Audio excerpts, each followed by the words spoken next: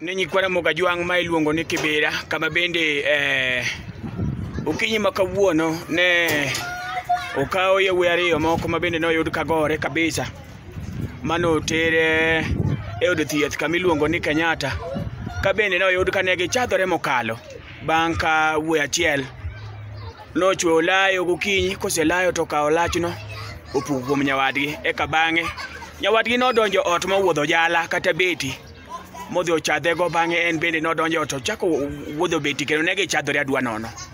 Kama ne gigore en kacha, ma bende nyalo neno maber kanye kama ne yawuoyi gigore kabisa, ma dhawo nochomo chieng' mane apoya nono ng'ato ka ng'ato nochadho wadgi kendo ne gichadhore ma ok ber nono, ne gichadhore adwa nono.